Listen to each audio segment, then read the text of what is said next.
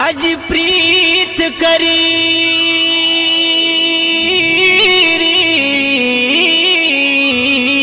रे, प्रीत करी वो साय भाने प्रीत किया दुख वो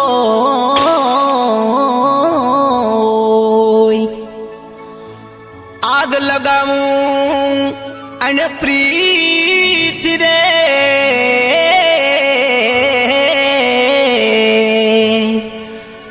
ओ चेला प्रीत किया रे दुख हो,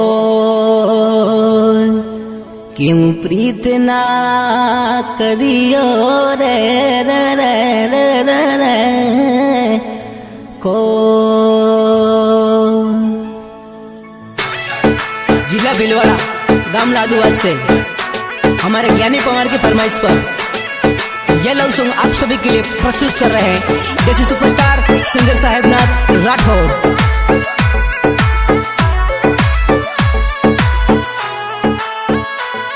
परदेसी ना जा रे मन छोड़ मती जा जे, परदेसी ना जा रे मन भूल मती जा जे, मोहब्बतड़ी लगा के चेला भूल मती जा जे, अरे थारड़ी जानूड़ी ने तू भूल मती जा जे।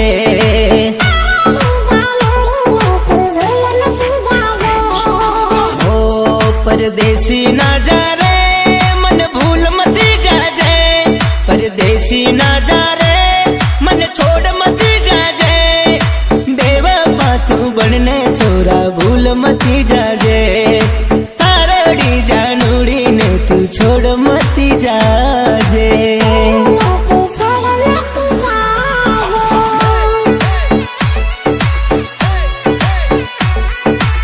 Music by Krishna studio Vijayanagar.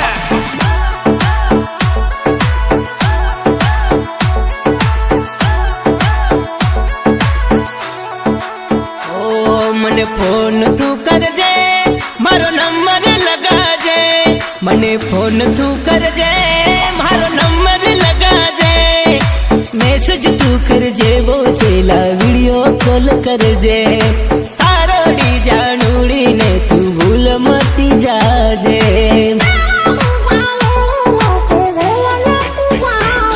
अरे ब्लैक लिस्ट में नाक नंबर वेटिंग मत कर जे, अरे ज्ञानी पवार वो चेला मने भूल मती जा जे। अरे परदेसा में जाने चेला भूल मती जा जे, अरे थारी वो मीरा ने जानू ने भूल मती जा जे।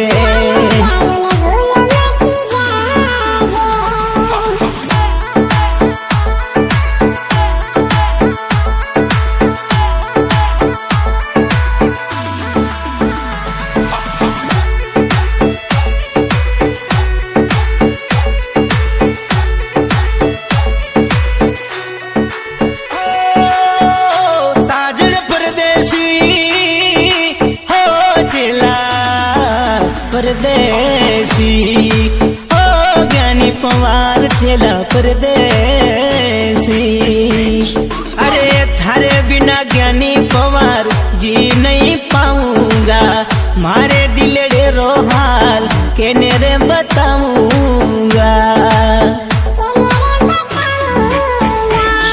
ओ छोड़ने मन जावे बेवफा धोखो दे जावे रे, थारी जानूड़ी रे वटे कोई कोनी साथी रे।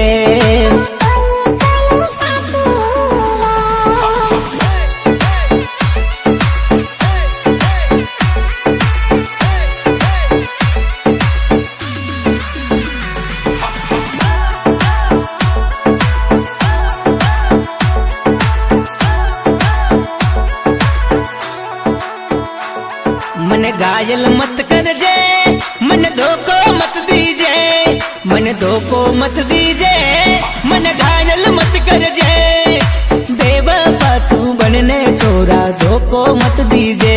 ओ ज्ञानी थारी वो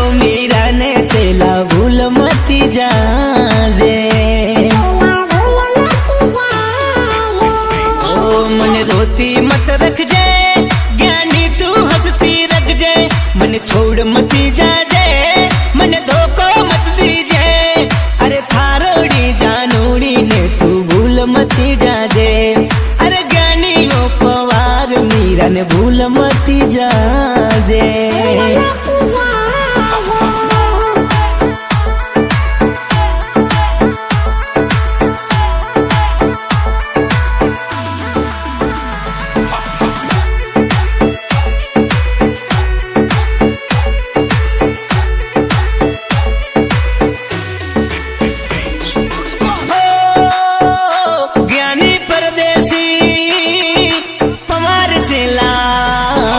परदेसी अरे पवार ज्ञानी छोरा परदेसी ओ मारी वपार वो छेली तू कई सिलो दियो बेवफा करने छेली तू तो मने दगो